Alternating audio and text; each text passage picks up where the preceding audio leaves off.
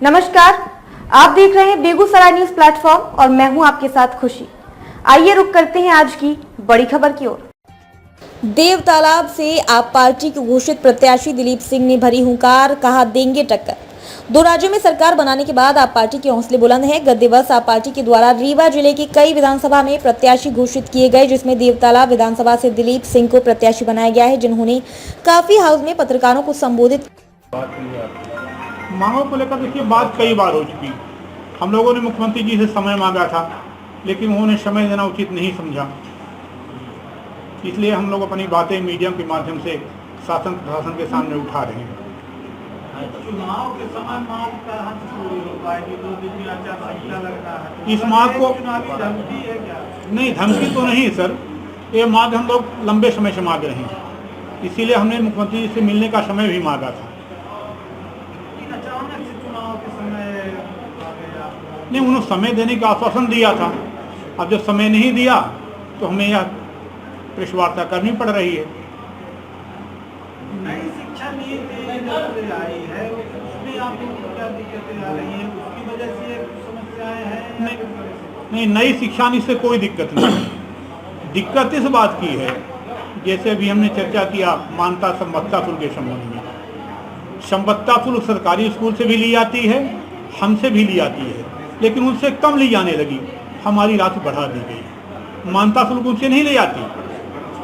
बच्चे हमारे हैं, सरकारी के भी बच्चे हैं, उनको स्कूटी दी गई।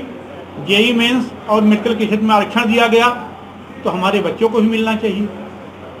हम तो तार्किक मांगे उठा रहे हैं। किया पत्रकारों से चर्चा करते हुए आप नेता ने कहा कि दिल्ली और पंजाब के मॉडल पर विधानसभा क्षेत्र का विकास होगा। स्वास्थ्य शिक्षा के साथ साथ अरविंद केजरीवाल ने जिन विकास कार्यों की गारंटी दी है, उनकी पूर्ति की जाएगी। आइए आपको ले चलते हैं पत्रकार वार्ता में, जहां देवतालाब प्रत्याशी के द्वारा पत्रकारों से चर्चा की जा रही है। पत्रकार साथियों को नमस्कार। वर्तमान समय में अशासकीय विद्यालयों के संचालन में बहुत सारी समस्याएं हैं। मैं मीडिया के माध्यम से माननीय मुख्यमंत्री जी एवं जिला प्रशासन से मांग करता हूं कि हमारी जो समस्याएं हैं उनका समाधान अविलंब किया जाए। पहली समस्या है कि प्राइवेट स्कूलों को कक्षा 1 से 8 तक हर 3 साल में और कक्षा 9 से 12 तक हर 5 साल में मान्यता लेना पड़ता है। तो यह मान्यता हमें अस्थायी प्रदान की जाए। पहले कक्षा 1 से 8 तक की मान्यता के लिए कोई एफडी नहीं लगती थी। पिछले साल से सरकार ने 40,000 की एफडी अनिवार्य कर दिया है। तो इस एफडी को समाप्त किया जाए और पूर्व की भांति में मान्यता प्रदान की जाए। दूसरा है कि प्राइवेट स्कूलों को पहले मान्यता रजिस्टर्ड किरायानामा के आधार पर दी जाती थी। अब नहीं, पहले नोटराइज किरायानामा के आधार पर दी जाती थी, अब रजिस्टर्ड किरायानामा अनिवार्य कर दिया गया है।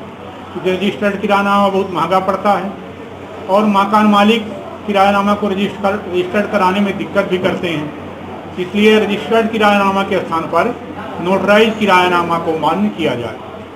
हमारी तीसरी मांग है कि प्राइवेट स्कूलों से प्रतिवर्ष मान्यता शुल्क और संबद्धता शुल्क ली जाती है। 2015 के पहले केवल संबद्धता शुल्क ली जाती थी। 2015 से मान्यता शुल्क भी ली जाने लगी है। तो मेरा प्रशासन से आग्रह है कि केवल संबद्धता शुल्क ली जाए और मान्यता शुल्क को समाप्त किया जाए। हमारी चौथी मांग है कि निःशुल्क शिक्षा के तहत हम 25% बच्चों को प्रवेश देते हैं, लेकिन मध्य प्रदेश में फीस की प्रतिपूर्ति बहुत कम मात्रा में की जाती है। फीस की प्रतिपूर्ति 5,000 से लेकर 5600 तक है, जबकि छत्तीसगढ़, राजस्थान या अन्य राज्यों में 10,000 से लेकर के 18,000 तक फीस प्रतिपूर्ति की जाती है। तो मध्य प्रदेश में भी अन्य राज्यों की भांति फीस की प्रतिपूर्ति की जाए। अशासकीय विद्यालयों में हमारे जो बच्चे पढ़ते हैं उनको ना तो स्कूटी दी जाती है, ना तो जेई मेंस और चिकित्सा के क्षेत्र में आरक्षण दिया जाता है। जबकि सरकार ने इस वर्ष टॉप पर आने वाले छात्रों को स्कूटी दी है और जेईई मेंस और चिकित्सा के क्षेत्र में 5% आरक्षण किया है, तो ऐसा लाभ हमारे बच्चों को भी दिया जाए।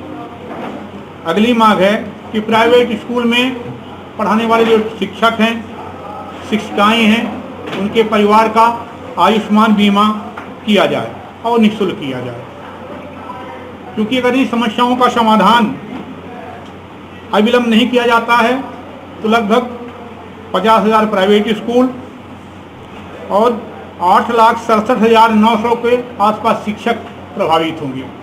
मेरा सरकार से आग्रह है कि हमारी समस्याओं का अविलंब समाधान करें, अन्यथा हम सभी संचालक, पूरे मध्य प्रदेश के संचालक लामबंद होंगे और ऐसी पार्टी का समर्थन करेंगे जो हमारे वादों को पूरा करने का आश्वासन देगी।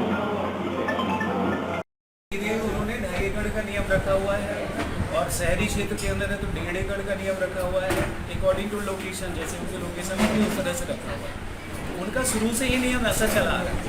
CBSE भी कोई ऐसा विद्यालय नहीं है दिल्ली को छोड़ के, दिल्ली के बड़े बड़े जो हमारे महानगर है उनको छोड़ के, वहाँ पे तो सारे CBSE विद्यालय ही चलते हैं, तो वहाँ भी ये क्राइटेरिया नहीं देखे जाते, जबकि अन्य क्षेत्रों में इस क्राइटेरिया पे CBSE ने ध्यान रखा है। और CBSE किसी भी चीज़ को एक बार लेने के बाद वो बार बार रिपीटिशन नहीं है, उनकी एक लिमिटेड चीज़ें हैं, उनकी सारी रूलिंग है, उस रूलिंग के तहत वो कार्य करते हैं। हमारे प्रदेश में सबसे बड़ी विडंबना ये है कि कब कौन सी रूलिंग बदल जाएगी सरकार को लेके। अभी गत वर्षों में लगातार फीस में इतनी तगड़ी वृद्धि हुई, नामांकन फीस में वृद्धि हुई, परीक्षा फीस में वृद्धि हुई, आखिरकार विद्यार्थी और उनके अभिभावक ही तो पिस रहे हैं ना। हम अपने जेब से थोड़ी दे रहे हैं, प्राइवेट स्कूल संचालक अपनी जेब से नहीं दे रहा, वो तो माता पिता ही भर रहे हैं उसको, चाहे वो सरकारी के भर रहे हैं प्राइवेट के भर रहे हैं। तो जो सरकार की शिक्षा को लेकर नीति है थोड़ी उदार होनी चाहिए, जैसे बाकी प्रदेशों में ये देखा गया है कि शिक्षा की नीति सरकार उदार है, लोगों को शिक्षा देने में कहीं किसी प्रकार का बंधन या इस तरह की चीज़ें नहीं रखती।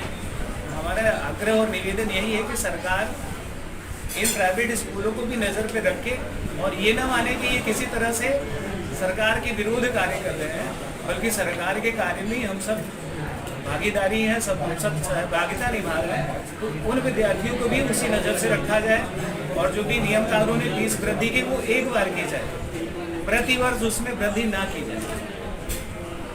धन्यवाद। भेदभाव वाली नीति चल रही है, हमें उसमें आपत्ति है और सरकार से ये निवेदन है कि प्रदेश भी उन्हीं का है, छात्र भी उन्हीं के हैं और प्रदेश की जनता भी उन्हीं की है। और जो प्राइवेट स्कूल चला रहे हैं जितने भी संचालक और ख़ासतौर पर मध्य प्रदेश शासन के जितने लोग चला रहे हैं, उनके साथ ये समस्याएं आ रही हैं। तो सरकार के साथ हम लोग सहयोग कर रहे हैं, सरकार की शिक्षा, हम तो प्रदेश की शिक्षा का स्तर बढ़ाने में लगे हुए हैं, हम उसके स्तर को घटाने में नहीं लगे हुए हैं। हम तो चाह रहे हैं कि आप देखिए ऐसे ऐसे गांवों में प्राइवेट स्कूल खुले हुए हैं जहां सरकारी विद्यालय खोले जाने की संभावना ही नहीं है, सड़कें नहीं है, कुछ भी नहीं है, कोई सुविधा नहीं है। वहाँ भी प्राइवेट शिक्षक जो है वो इस विद्यालय खोल के और बच्चों को शिक्षित कर रहा है। तो मुझे नहीं लगता कि किसी प्रकार का अपराध कर रहा हो। उसको भी, हमारा कहने का मतलब है कि उसको भी उसी नज़र से देखा जाए जिस तरह से सरकारी विद्यालयों को देखा जाए। प्राइवेट छात्रों के साथ और सरकारी छात्रों के साथ भेदभाव नहीं उत्पन्न होना चाहिए। अभी जो सरकार की कुछ नीतियाँ अभी आई हैं वर्तमान में, उनमें सबसे ज़्यादा ये देखने के लिए मिला है कि जो सरकारी स्कूल के विद्यार्थी हैं उनको स्कूटी दी जाएगी, प्राइवेट वालों को नहीं दी जाएगी। विद्यार्थी तो सभी हैं, सभी ने मेहनत कर रखी है, सबने अपने जो भविष्य के लिए अपने प्रतिभा को आगे रखा हुआ है, तो उन्हें भी मिलना चाहिए।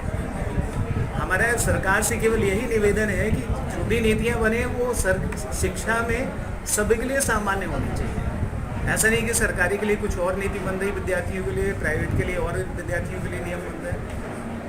विद्यार्थी, अभिभावक सभी उससे असंतुष्ट है, सबके अंदर असंतुष्टि है कि जो सरकार की नीति है वो कहीं ना कहीं दोषपूर्ण है, उस पर सरकार को ध्यान देना चाहिए।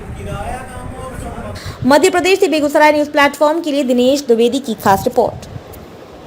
खबरों में अब तक के लिए बस इतना ही, फिर होगी आपसे मुलाकात ऐसी ही एक और बड़ी खबर के साथ। तब तक के लिए नमस्कार और देखते रहिए बेगूसराय न्यूज प्लेटफॉर्म।